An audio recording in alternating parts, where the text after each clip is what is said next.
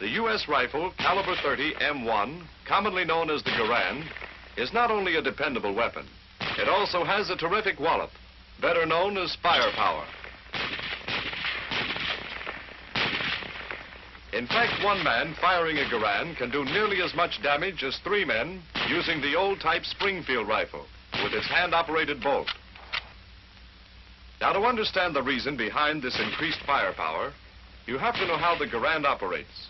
So let's take it step by step. The M1 is a semi-automatic, gas-operated and air-cooled weapon. It's fed from a clip which holds 8 rounds. And only a fraction of a second after the trigger is pressed, a bullet is on its way.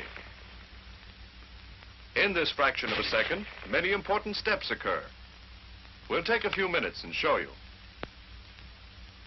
So let's begin by loading a fresh clip and using an animated diagram. This shows what happens when the clip is inserted. The bottom cartridge forces the follower down. The follower arm moves, and its heel rotates the accelerator, camming the operating rod catch down.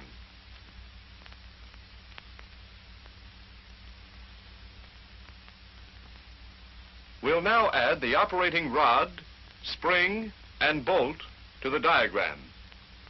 Notice that the bolt is held to the rear by the operating rod, and the rod is held by its catch. Now watch the accelerator as the follower moves down. It rotates, camming the operating rod catch down. When the catch disengages, the rod starts forward, pushed by its compressed spring, and carries the bolt with it. Take a closer look at the bolt. As it moves forward, a cartridge is stripped from the clip and guided into the chamber by the feed ramp.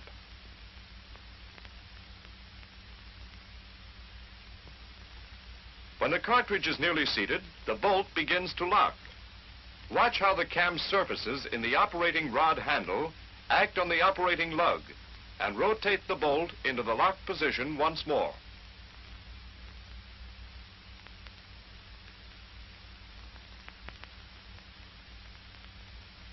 Here's the same action on the rifle itself.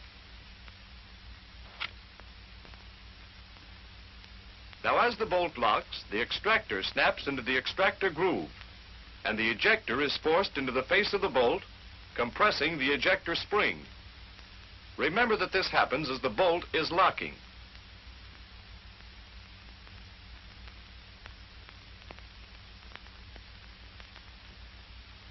Let's stop here a minute, remove the barrel and receiver from the stock, and take a look at what's happening at the rear of the bolt as it locks. Here we are. Now watch the firing pin tang line up with a cutout slot in the receiver bridge when the bolt rotates. Here's the complete action of locking.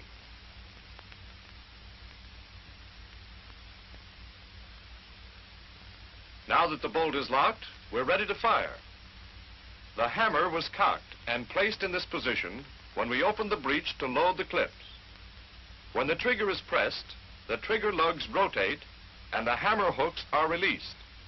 The hammer spring forces the hammer forward. Before we fire, here's another point, a safety point in case the bolt is not locked. The bolt camming lug on the left side of the hammer engages in this cutaway portion on the bolt. If the bolt is not completely locked, either the lug will cam it into lock position or the hammer will not strike the firing pin tang. So much for the safety feature. Now back to the hammer again. The lug engages the cutaway portion of the bolt, and the hammer strikes the firing pin tang, driving the firing pin through the face of the bolt and igniting the round. The bullet travels along the barrel. Part of the exploding gases escape into the gas cylinder through the gas port, and this gas pressure drives the piston and operating rod back. The operating rod moves back about 5/16 of an inch before it hits the operating lug. In other words, the projectile leaves the muzzle before unlocking begins.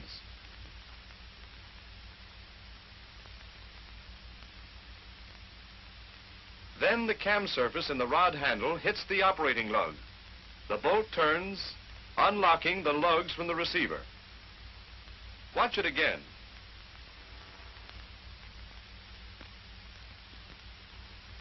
The left operating lug cams against a small surface in the receiver, withdraws the bolt slightly, and breaks the cartridge case loose. This is called initial slow extraction.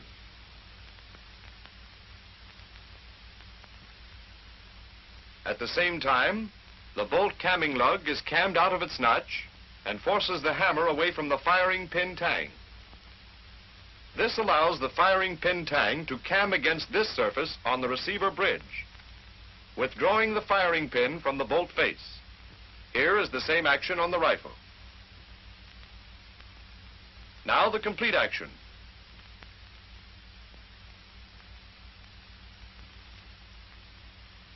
The bolt then is free to move on, and the operating rod continues back with the bolt, compressing the operating rod spring. As the bolt moves back, the extractor withdraws the empty cartridge case. As the neck of the case clears the breech, the ejector jumps forward, pushed by its spring. The case pivots about the extractor and up and out of the receiver.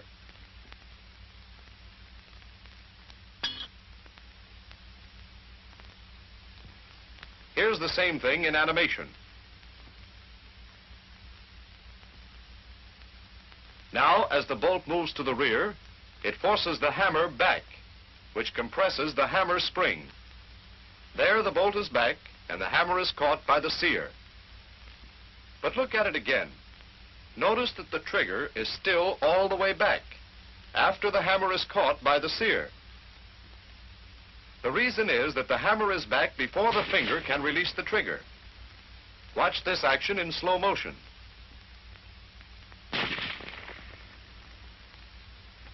Now we let the trigger forward.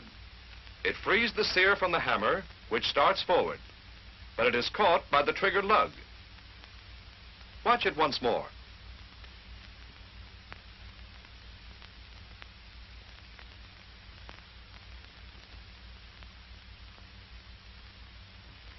Let's take a look at this same action on the rifle itself. Here's the trigger mechanism. Watch the hammer move up and catch on the trigger lug as the trigger is released. It's a very slight movement.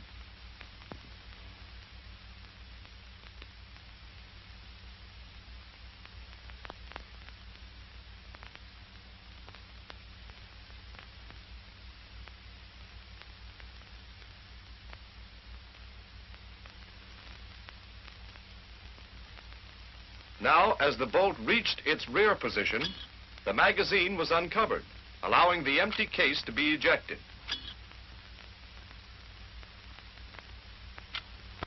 We use the diagram and take the bolt to the rear again. Notice the follower move up, pushed by the follower arm, rod, and spring. It pushes the next cartridge up into feeding position. Now counter recoil starts. The operating rod spring expands. The rod moves forward, pulling the bolt. The bolt strips a fresh cartridge from the magazine and seats it in the chamber. The bolt locks, and we're ready to fire again. The rifle will fire each time the trigger is pressed until the magazine is empty.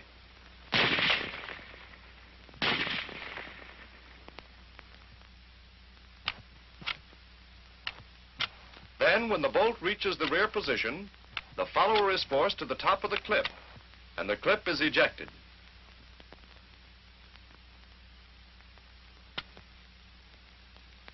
Here's how it's done.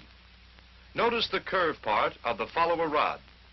It cams the operating rod catch up, and the catch holds the operating rod back. Let's repeat it.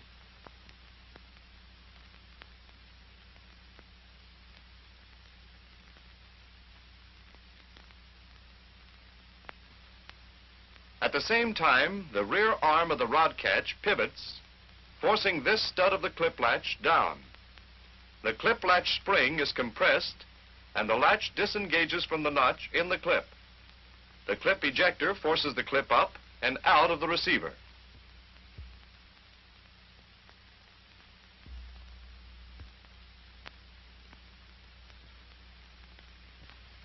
Let's repeat this action again. The follower goes up. The operating rod catch is cammed up and catches the operating rod. The latch releases the clip and it's kicked out of the receiver.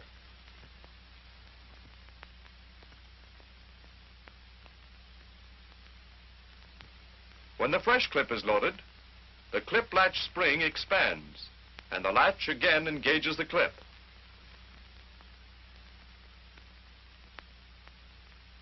The operating rod once more is released and the bolt goes forward, loading a new round. Now for the safety. To set the rifle at safe when it is cocked, pull back the safety so that it is inside the trigger guard.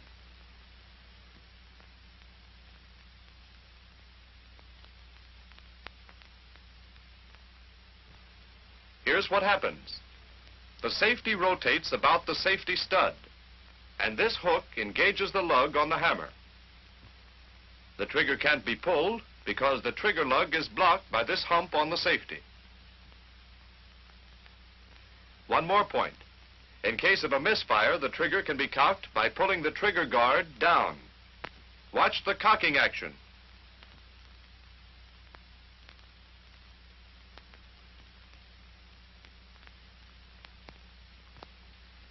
Now let's go back and review a few points.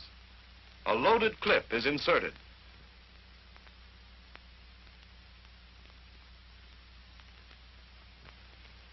The follower arm and accelerator rotate, camming the catch down and releasing the operating rod, which starts forward. The rod and bolt move forward. A cartridge is stripped and guided into the chamber. Now the bolt begins to lock. At the same time, the extractor snaps into the extractor groove and the ejector is forced back into the bolt. The firing pin tang lines up with a cutout slot and we're ready to fire.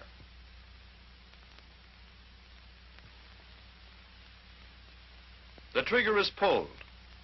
The trigger lug rotates and the hammer goes forward. The firing pin is struck and the cartridge fired. There goes the bullet. Part of the gases escape into the gas cylinder and drive the piston and operating rod back. The bolt is hit, rotates, and starts to unlock. Slow initial extraction takes place. The hammer is cammed back slightly. The firing pin is withdrawn from the bolt face. Unlocking is now completed. The empty cartridge case is withdrawn and ejected. The bolt continues back and rides over the hammer. The hammer rotates back and is caught by the sear. Now the trigger is released. The hammer slips from the sear and is caught by the trigger lug. Meanwhile, the follower moves up, pushing the next cartridge into position. The operating rod and bolt move forward. The cartridge is stripped from the magazine, seated, and the bolt is locked. When the bolt comes back after the clip is empty, the follower rises, and the clip is ejected. Notice that the bolt stays open.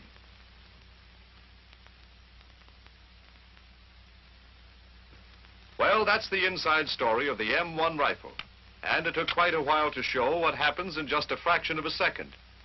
However, a knowledge of how the gun operates will help you plenty. Whether you're in the field or in the shop, if you know your weapon thoroughly, you can keep it firing.